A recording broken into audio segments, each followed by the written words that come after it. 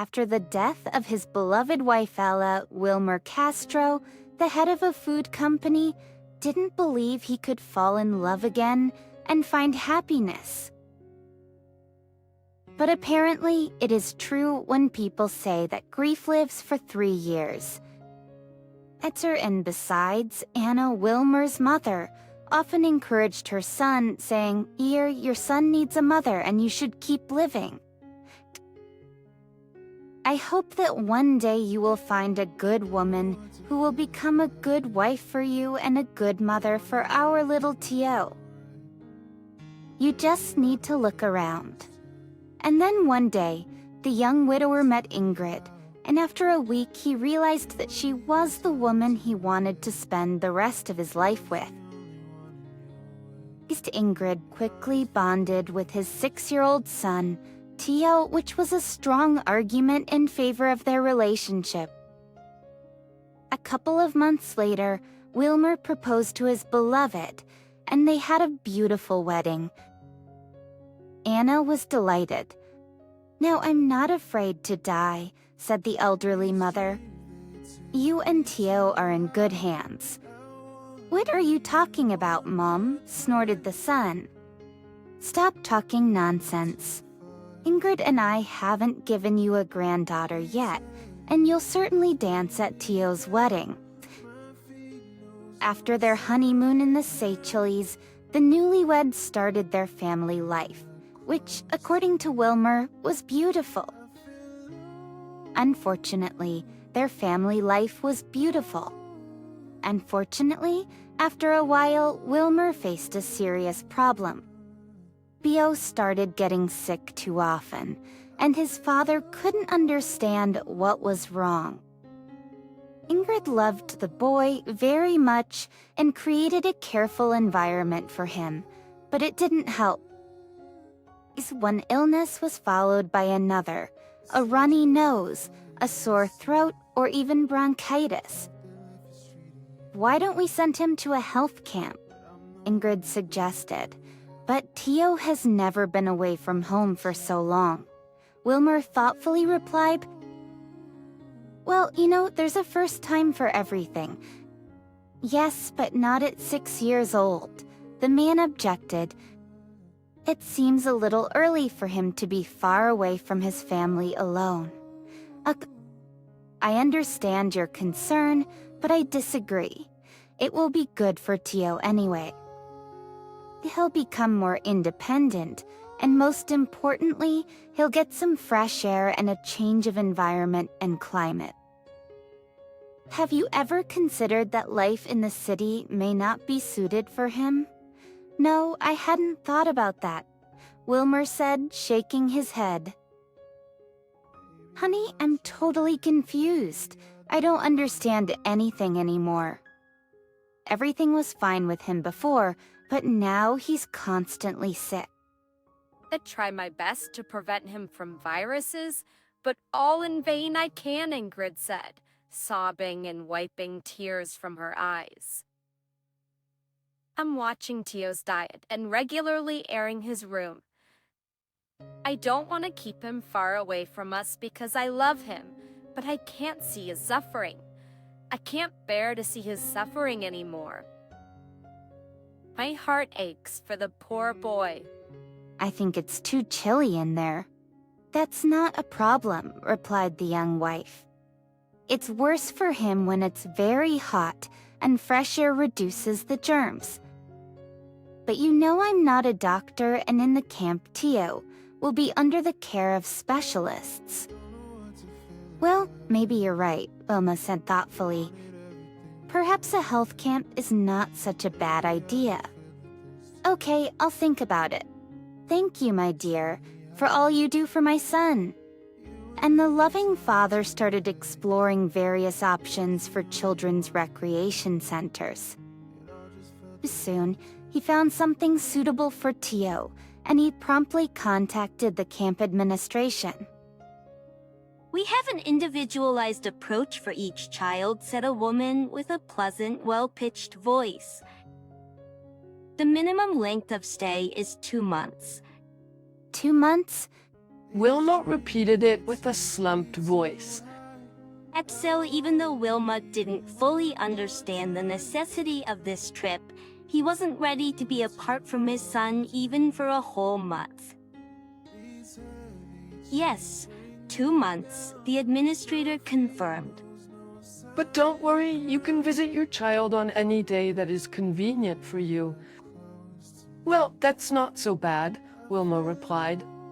And how do I sign up? The administrator explained all the necessary details, and that was it. Watched. All that was left was to mentally prepare Tio for the trip. After all, the kid was going to be away from home for 2 months. But to Wilma's surprise, Tio's eyes lit up. Will I play there with other kids? The boy asked excitedly, and his father sighed. Yes, he understood pretty well that Tio lacked communication with his peers. He used to go to school, but as soon as a series of colds began, Wilma took his son out. So Ingrid was right. A kids' health camp was a great idea, no matter how you looked at it. However, a week before the departure, the boy complained of a severe headache. Putting his hand on his son's forehead, Wilma shrieked. Tio's forehead was as hot as a stove. Oh God, this is the last thing we need. The father muttered in despair and sank into a chair. What's wrong? Well, Tio is sick again, Wilma said, and it seems quite serious. The young woman stared intently at her stepson and furrowed her brow. Tio's face turned red and sweat started to appear on his forehead. It looks like we'll have to postpone the trip, Wilma said, and now we are going to the doctor. Are you sure? We still have a week before we leave. Maybe he'll get better, Ingrid said. However, the next day, Tio showed no signs of improvement, and the doctor said that the trip was no longer an option. I would strongly recommend you to get a qualified nurse, the doctor said. Why do we need a nurse? Why do we need a stranger in the house? Do you know anything about medicine? This conversation is over.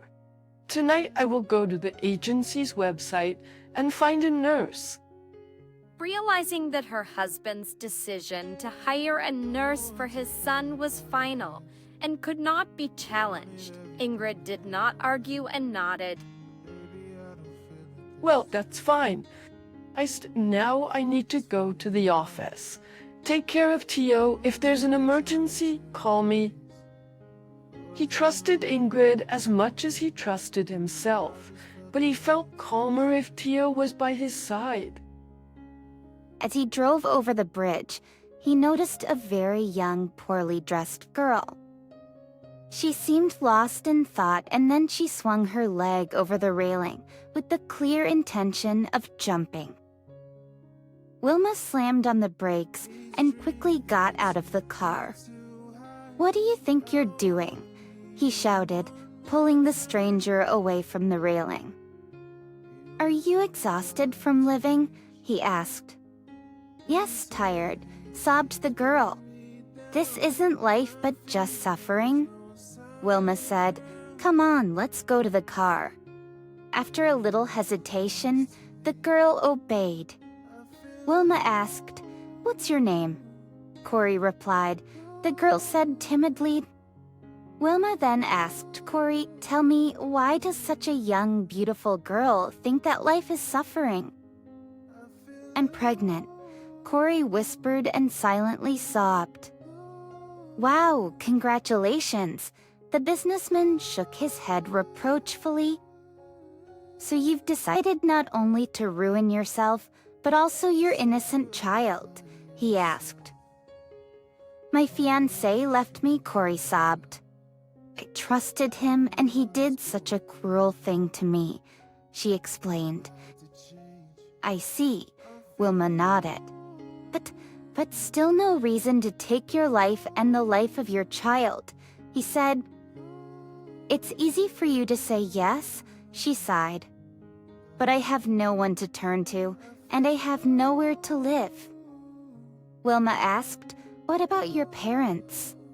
Corey replied, as it turned out, Corey's father left the family when she was 2 years old. Her mother raised her alone, and when Corey was 14, her mother met Bob. Bob moved into their house in the village and took care of all the repairs that needed to be done. He seemed to be a hard worker in general, and both the mother and daughter were grateful for his help. Grateful for his help around the house.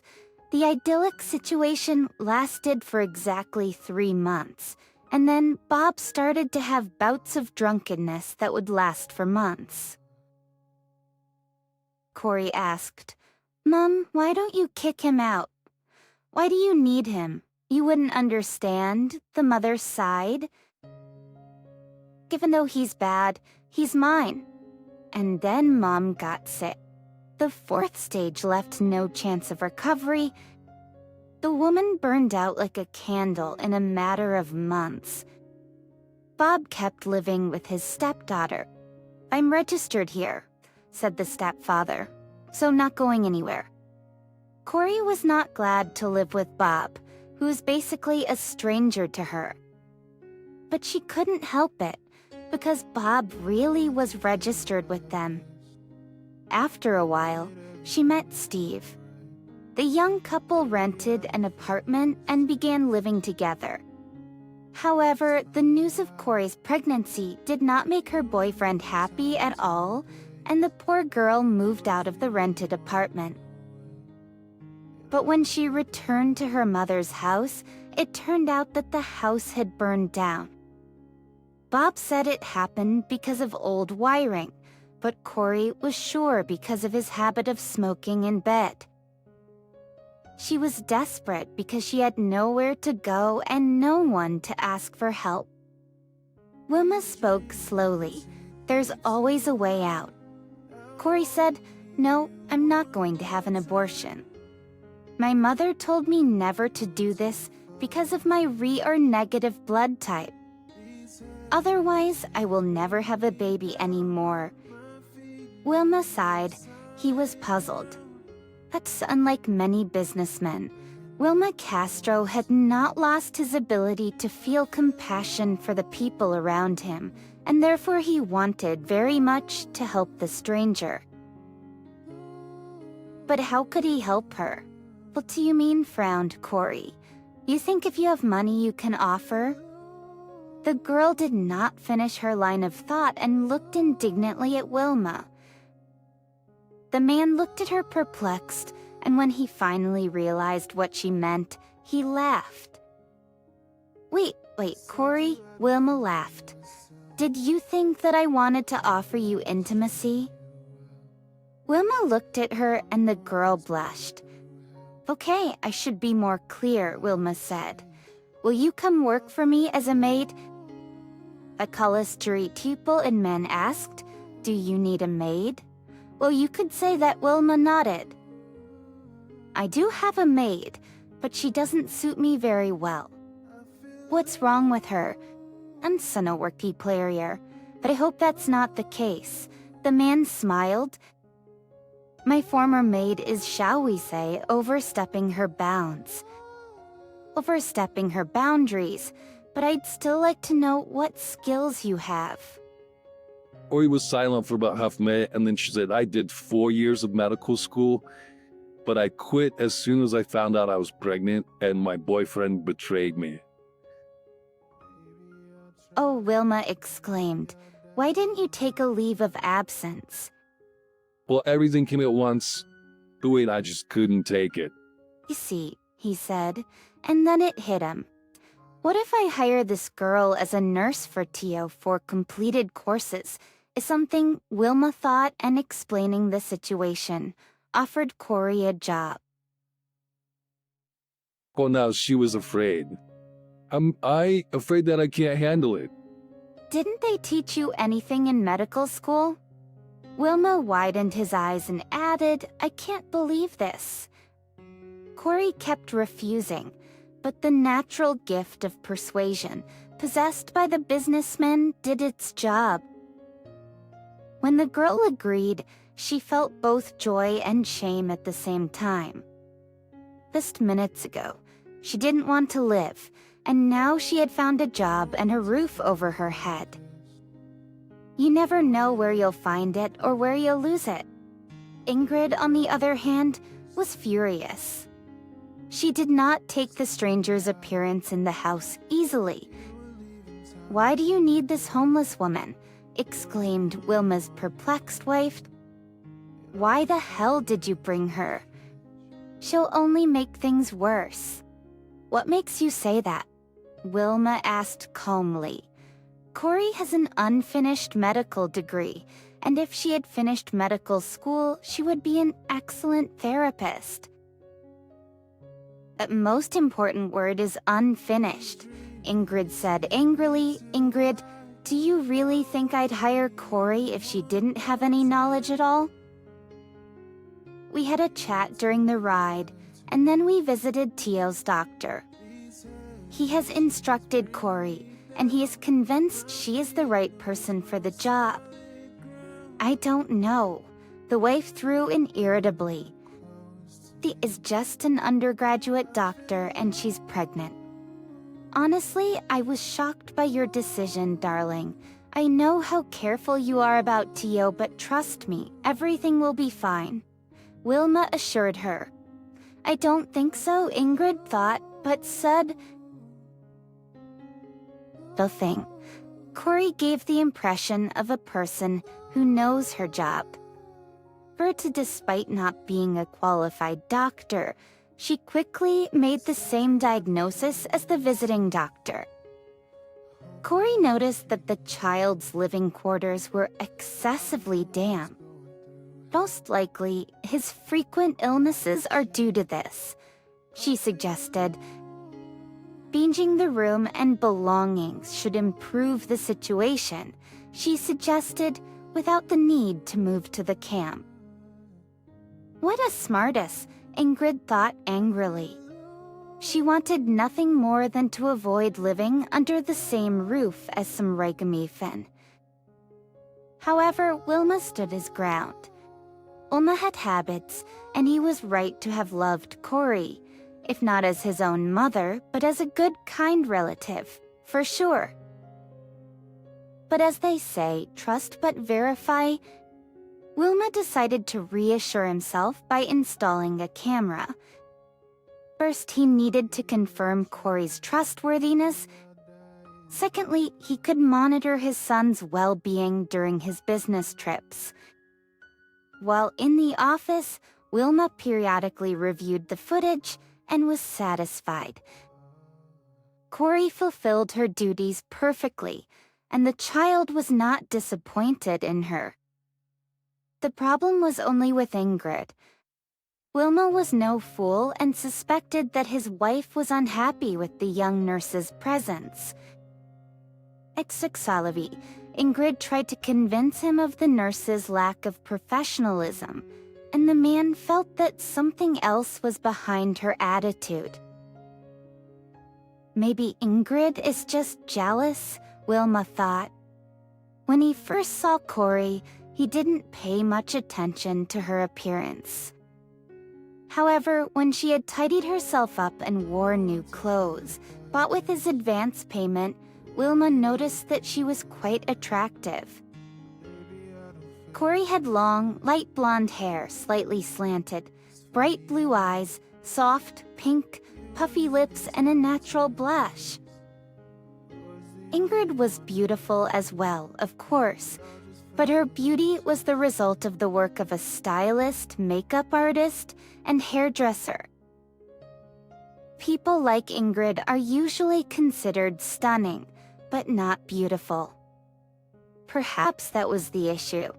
I should bring Ingrid a more expensive gift from my business trip, Wilma thought. She loves that, and then we can travel somewhere to relax. I have to go on a business trip tomorrow. Wilma announced during dinner. "It will be for a couple of weeks. Can you manage without me?" "Sure, honey," Ingrid nodded. "You can be sure that there won't be any unpleasant surprises from my side." With that, she cast an unkind glance at Corey. Wilma sighed quietly. Here we go again. As he continued to observe his son and the nurse, the man became more convinced that this girl was a godsend. Corey spent almost the entire day with Tio, showing genuine interest in his well-being. She regularly measured his body temperature and administered the prescribed medication. In short, she performed her duties to the best of her ability, and as for qualifications, she will definitely get her degree in her time. But now Wilma could only hope that Ingrid would change her attitude towards Corey with time. "What unpleasant surprises are you talking about?" Wilma smiled. "The main thing is that you get along." "Add Corey, and they've already got along well," smiled Tio. "Well, that's great," his father concluded. Ingrid continued to eat dinner with a sour expression.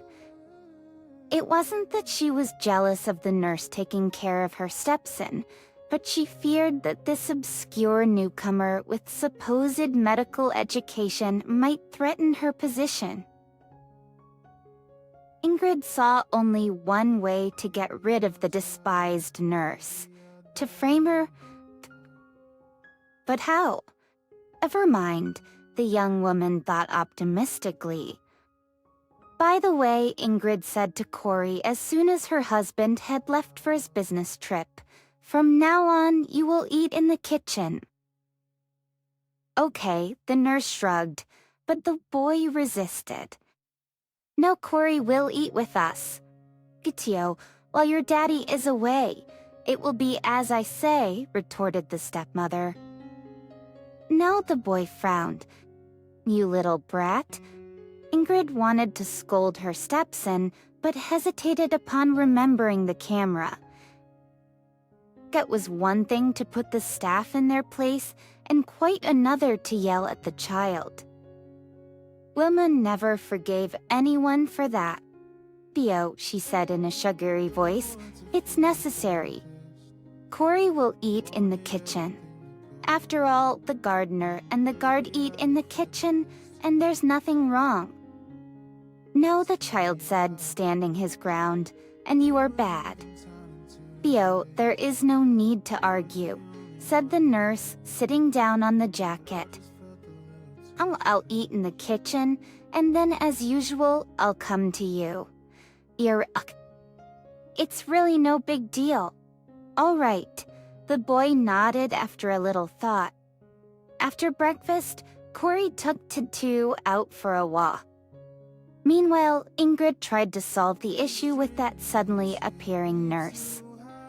"Geeks Ingrid think," she said mentally to herself. "There must be some way of evicting this beggar from here." She went up to her stepson's room, intending once more to air his room, and just then her gaze fell on the camera. Of course, how could I not have thought of that?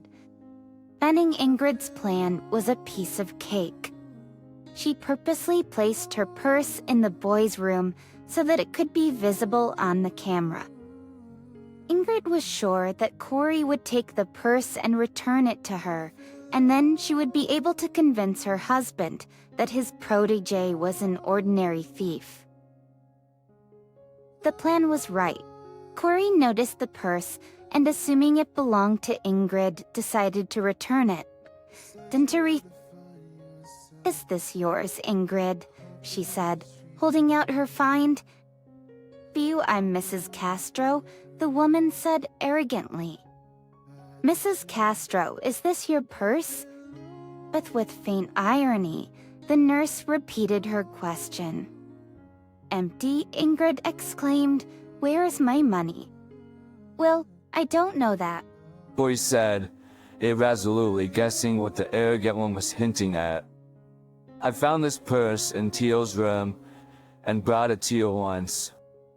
Whether it was empty or had something in it, I didn't look. But I did, and there were $1,000 and credit cards in there. Oh, you've cleaned it out. Oh yeah, I'm such a fool to take the money and return your empty purse, Corey remarked with a chuckle. After all, she was human and would not allow anyone to humiliate her or even accuse her of something she didn't do. How should I know what's in your head? Grumbled Ingrid, adding, I think you went somewhere away from the camera, took everything out, and then you pretended you weren't involved. Get out of here. Thieves don't belong in a decent home. And with the money you've stolen, you can count it as your severance pay. But I didn't take any money, retorted Corey, and her voice trembled. I don't want to listen to your lie, Ingrid said, with her brow raised. But if you don't get out of here within 15 minutes, you'll have to explain everything in the police station. Believe me, it'll be more difficult for you. Who do you think they'll believe? Me, the wife of a decent businessman, or some beggar half-doctor? Corey realized that it was useless to argue and went to her room to pack her things. Ingrid followed her and watched Corey packing triumphantly. Everything had gone according to her brilliantly simple plan. The nurse, swallowing her tears, left the room and left the house. She was glad that Tio hadn't seen her leaving, but the rest of her life was bad. First, the little money she had in her wallet was enough only for a couple of nights in the cheapest hostel, and Corey was again faced with the problem of what to do. When Wilma heard from Ingrid about Corey's crime, he was discouraged, to say the least. He didn't want to believe it, and he couldn't. He had helped the poor woman as a human being, and she had repaid him. That was beyond his understanding of and faith in people. After watching the tape, he was convinced that his son's nurse had taken Ingrid's wallet from the table. But did Corey take money from it? That was the question. On the other hand, Wilma had no reason not to trust his wife. Yes, Ingrid disliked the nurse from first sight, but baseless accusations would be too much even for the disgruntled Ingrid. Besides, Ingrid loved Tio, wished him well, and could not possibly accuse an innocent person.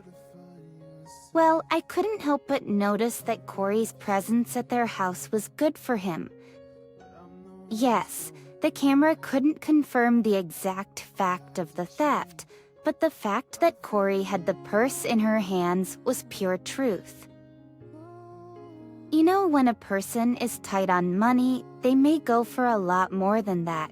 Ingrid said, "How do you know what kind of trouble she's really in? Maybe she owed someone money? What do you know about her besides what she told you?" Nothing. Wilma knew that his wife definitely had a point. Attorney, no matter how much you feed the wolf, he's still looking in the woods. So it is sadly true to admit, most likely, Corey did steal the money. After the conversation with her husband, Ingrid drank white wine with exotic fruits and gloated. You've lived in a decent house and slept on clean sheets. It's time to return to your usual good-for-nothing life, Ingrid thought viciously. Where's Corey? Theo asked when his stepmother entered his room in the evening. Corey doesn't work for us anymore. Ingrid shrugged and opened the window. Why? Theo asked plaintively. Because your darling Corey has stolen my money, said the stepmother eagerly. You're lying. Corey's good. You're bad, Theo replied. If you don't want to believe it, I don't care, Ingrid said, grinning. Close the window, please, Tio asked. I'm cold. All right, replied the stepmother after a little hesitation, and she closed the window. The next day, the boy felt sick again. I feel bad, Tio complained. Well, what's the matter with you again? Ingrid rolled her eyes. The boy was all red and his eyes shone with an unhealthy glow. Give me the syrup, Tio asked quietly. What kind of syrup? Theo asked, exclaiming in despair. Why did you kick Corey out? Ingrid said, and then, looking sternly at the boy, added not another word about her, do you understand? Theo was smart beyond his years, and guessed that he would not get what he wanted. The stepmother gave the syrup and left the room. She wanted to open the window, but the boy said that he was very cold, and Ingrid did not do it. Theo began to wither, and it wasn't just the illness. The boy felt that only Corey really cared for him. That Daddy, of course, also loved him very much, but he worked a lot and could not spend enough time with him. Ingrid didn't care about him. All she cared about was her own person and her own pleasures. Wilma's money. As for Corey, after such a dishonorable discharge, she had fallen on hard times. After spending 2 nights in a hostel, she went in search of some kind of accommodation. She hoped that the world wouldn't be left without kind people. What if someone will take me in for a loan? Corey thought hopefully, or offered to help them with household chores in exchange for a roof over her head. However, Corey's hopes were fading by the minute. There was no one willing to lend her a corner. Still, Corey tried not to despair. What else could she do? She decided to visit the neighborhood where she and Steve had rented an apartment. People often rented out apartments there for very low prices because no one wanted to live there since it was a very criminal district, and miraculously, she got lucky. However, it was hardly to be called real luck. Thanks to the man who agreed to lend Corey the tiny apartment, lived in the next one, and he was a heavy drunkard. The apartment was filthy and smelled of stale cigarette smoke, but of course it was better than living on the street. Expect money in a month, said the drunk landlord. Theo nodded Corey, heartily hoping to find some work. The main thing was not to inform the potential employer about her pregnancy. During her job search, her landlord would visit her home from time to time and ask about money. But it hasn't been a month yet, has it? Bree invariably answered, suspecting that the man needed money for the booze. And the sooner the better.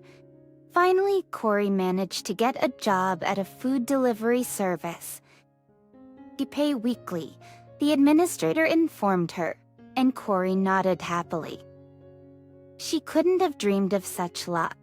The pay was good, and by her calculations, she should pay the rent on time.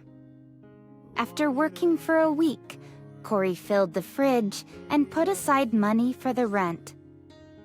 But unfortunately, that was the end of her bright streak. One day she got sick at work. Corey was leaving the shopping center loaded with products that she was to deliver and fainted. The frightened administrator called an ambulance. Well, in your condition, it's not normal to carry such heavy weights, said the doctor. You're at risk of miscarriage, so you'll have to stay here for a couple of days. Corey sighed heavily. She'd only worked 2 days this week and wondered if she would be paid for her work. They'll work again, no money, Corey thought sadly. And how will I pay the rent? The only positive thing was that the hospital was much more comfortable than the shabby apartment. She called the landlord and asked him to wait an extra week, mentioning she had gotten to the hospital. Of course, he was already being overly kind to her, but she was hoping for his extra favor. However, this time the man didn't want to get into the poor woman's problems. "I don't care. Do you have any money at all?" "Yes, in the kitchen cupboard under the blue teapot," she replied, hoping that the landlord would be convinced of her solvency and make concessions. What a naive girl she was. "That's good," the man said, visibly pleased, and added, "I'll take all the money. That's 1 month's pay and my moral compensation for the long wait, and you should not come back here again." "Don't need such irresponsible tenants here. Where can I get the key?" "At the city hospital," Corey answered gloomily. "Why aren't you eating?" Ingrid asked, watching her stepson pick at a plate of pasta with a frown. "And I don't want to," Tio mumbled, defiantly pushing the plate away. The boy longed for Corey very much, but realized that he shouldn't talk about her with his stepmother, otherwise she would start cursing and calling her a thief again. "How are you?" Wilma cheerfully asked the household upon returning from a business trip. "And fine," purred Ingrid, kissing her husband. "Yeah," he smiled. "That's great," grins Tio. "Fine," purred Ingrid, kissing her husband. "Yeah," he smiled. "That's great." Seeing his son, Wilma froze with his mouth open. "Are you sick again?" But the worried father asked. "Can Corey come back?" replied the boy, a tear rolling down his pale cheek. Wilma was confused. "Sonny, I would love for her to come back, but it's impossible," he replied in despair. Wilma looked at his wife as if asking her if Tio knew about the theft. Ingrid barely nodded.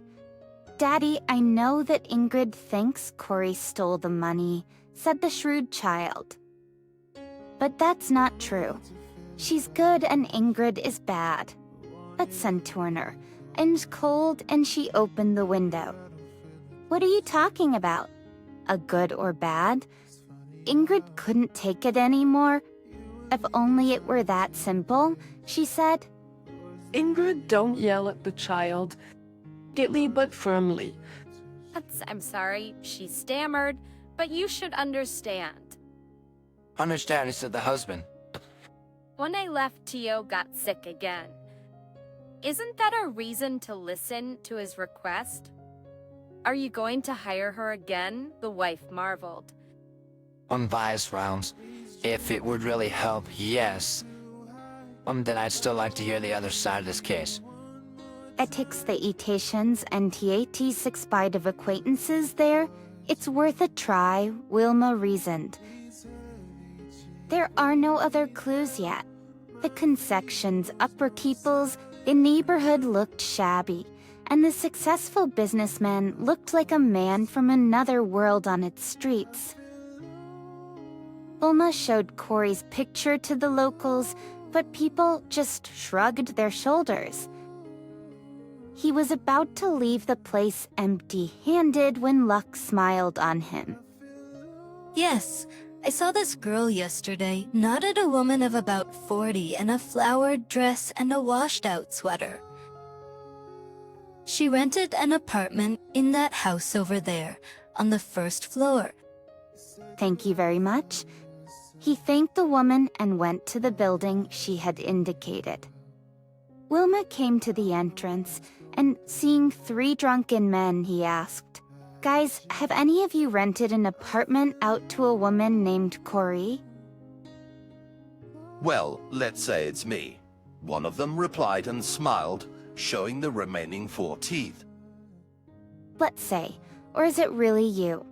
"Yes, she was my tenant," the man replied, looking at Wilma with interest. "He's clearly hoping to get some money from me," the businessman guessed. Well, whatever you ask, as long as the information is useful. And the information was indeed important. For $50, Wilma found out that Corey had rented an apartment from that drunkard, but he had asked her to vacate the premises due to lack of payment. And where could she be now? Do you know? Asked Wilma, not hoping for an answer. The day before yesterday, she was in the city hospital. She called and tried to get me to wait another week. I said no. I'm not a charity organization. He saw Corey, nodded, and took money out of his wallet, walked away. What kind of jerk would you have to be to kick a pregnant woman out of an apartment? Wilma thought with indignation. Ex-frail ants. Although, what else could I expect from a marginal? However, he was more interested in another point. Actually, if Corey, as Ingrid assured him, had stolen the money, then how come she had nothing to pay for this shanty place? The answer was self-evident. Corey hadn't stolen anything, and Ingrid hadn't paid her a penny. Wilma was terribly embarrassed. Ori had worked for him for almost a whole month. She'd done her job perfectly, and Tio not only recovered but also became attached to her. He just had to find her, thought Wilma, and he went to the city hospital. Snapped from nervousness, 1-to-1, and I ended up getting sick right at work. That's how we ended up here. Wilma mentally grabbed his head. That work. He raised his eyebrows in bewilderment. Yeah, she nodded. I started looking for a new one after Ingrid had kicked me out, and I got a job at a delivery service. Corey, this very dismissal is what I want to talk to you about, Wilma began. It's a very delicate issue, and Wilma stopped talking, not knowing what to say next. Mr. Castro, I didn't take your wife's purse. Well, I did, but I didn't look inside. I just wanted to give it to her. There was desperation in Corey's voice, and the businessman believed it was true. I believe you, he said quietly, and I want to suggest that we go back. Agreed. But your wife won't let me work, Corey said uncertainly. I'll take care of my wife. Good. Agreed. Good, then I agree. Well, now rest and take care of yourself. He smiled. We're looking forward to seeing you. The doctors made great efforts and Corey's pregnancy was saved. Wilma and Tio came to her discharge together. I'm very glad you're coming back, said little Theo, looking at her seriously. Seeing Corey, Ingrid pressed her lips together unhappily, but said nothing. She didn't know what she should do. Oh, these beggars. They are rarely tenacious creatures, thought Ingrid grudgingly. After you close the door, they come in through the window. There was nothing to think of setting Corey up again. Wilma wouldn't believe it anyway. They'll began to recover quickly, his cheeks rounded and rosy. He loved to go for walks with his nanny. But they went to the zoo, amusement park, and other hot spots for the youngest visitors. And once Tio and Corey went to the park, they found a puppy there, took him in, and named him Finn. Wilma was happy, but something was still bothering him. But what was it? Corey, you are simply a magician, he said one day. Tio seems to have recovered, gotten stronger, and he is really happier now than before. What are you doing with him? Miracles? That's what... Oh no, no miracles, the girl replied, embarrassed. Tio was moved to another room. That was the first step. Optimal air temperature plus carefully selected medications, that's all the miracles. Teachers, I was cold and she opened the window. Probably that's what caused his constant illness, Wilma thought. His first thought was that perhaps the builders had made a mistake somewhere, resulting in increased humidity and, as a result, frequent colds. Wilma even thought about filing a lawsuit against the construction company. Then, suddenly, a terrible thought settled in his mind. What if Ingrid was intentionally cooling down Tio's room? She also insisted that I send him to a health camp. But why? Wilma realized that he couldn't easily accuse his wife of such a thing, so he decided to order an independent examination.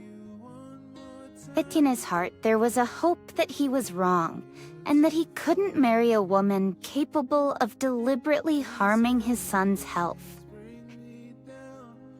It should be noted that the relationship between the spouses became strained.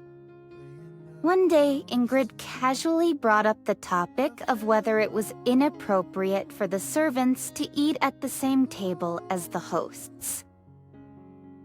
It's their servants. Maybe, Wilma nodded calmly. But Corey has become a member of our family for Tio and me. She cured my son, for which I will be grateful to her for the rest of my life. Ingrid frowned, and then tears rolled out from her eyes. Okay, I finally get it. Since you don't need me here anymore, it's time for us to end this charade. Wilma, I'm filing for divorce. I can't be married to a man who doesn't love me at all. But with these words, she got up and ran upstairs to her bedroom. Of course, Ingrid had no intention of getting a divorce. It was just a manipulation, and Ingrid hoped that Wilma would chase after her and beg for forgiveness. And then her only condition would be to fire Corey. However, Ingrid turned out to be a poor manipulator. Wilma willingly signed the divorce agreement and, moreover, said that he intended to give Ingrid everything she was entitled to, which was nothing. Being a foresighted man, Wilma grew up with a prenuptial agreement, and as a result, the greedy lady was left with nothing. Be grateful that I didn't accuse you of taking all the money from the safe. Ingrid gave her ex-husband a hateful look, but it didn't make any impression on him. Well, my dear, note that it wasn't me who filed for divorce. Wilma grinned, and here, as a memento, the former husband handed her the results of an independent examination. Goodbye. I wish you happiness in your search for another fool. To hell with you, said Ingrid angrily as she walked away, her heels clacking loudly. How could I have failed so stupidly? Well, I'll make life fun for you. You forget worldly wisdom. He laughs best who laughs last. That same evening, armed with a can of gasoline and a lighter, Ingrid went to the house where she had been living. Corey and Tio were playing board games, while Finn was happily wandering around. Wilma was due back any minute. It smells burnt, the boy remarked.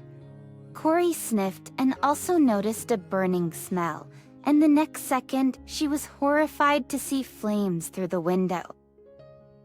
Corey, I'm scared, cried Tio.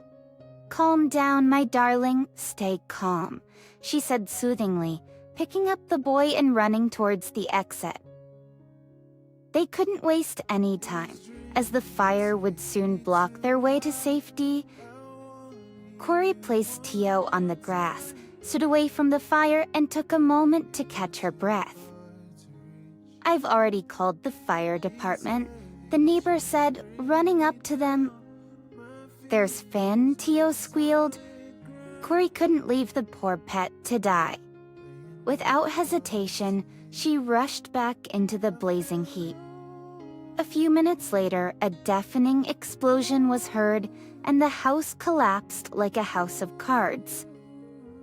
Having along his street, Wilma Castro couldn't believe his eyes. The house that he had poured his heart and soul into was engulfed in flames. "Where's my son?" he shouted, jumping out of the "The boy is at the neighbor's," one of the firefighters said, and Wilma rushed towards the neighbor's house, hoping that Corey and the dog were safe too. Corey the little one stammered, overwhelmed with shock. And then they took her to the hospital, and she's seriously hurt. Wilma rushed to the hospital and found out that Corey was in stable condition. Her hands and feet were slightly burned, but in general, her life and pregnancy were not in danger. A trans as luck would have it, a second before the house collapsed, Corey had left the house through the emergency exit in the kitchen. Wilma sat by Corey's bedside, who was sleeping under sedation. Under sedation and holding her hand, he looked at her with a worried look. Only now did he realize how attached he had become to this girl. "But Chintz, I never had time to tell you that I love you," Wilma whispered and gently squeezed Corey's palm. The house was destroyed by the fire and couldn't be rebuilt. Fortunately, it was insured. Security cameras captured her setting the fire. They couldn't put her in jail because Ingrid was declared insane and placed in a psychiatric hospital. Corey was getting better every day. And one day, Wilma came to visit her with Tio. "Why did you risk your life like that?" that the man asked. "But it's your son's favorite puppy, and we found him in the park and tamed him," Corey replied with a smile. "And as you know, we are responsible for those we have tamed." She took Bio's hands in hers. "Then you're responsible for me, Corey. After this accident, I have realized that you have become very dear to me, and I will not let you go anywhere else. If you let me, of course," whispered the man in love, taking her hands in his. Corey underwent a rehabilitation course. The lovers got married, and on New Year's Eve, she suddenly felt that happy motherhood was only hours away. And soon, a little baby girl was born. This new year became the best in the life of Wilma Castro. After all, his family became truly happy and bigger, and it was worth living for.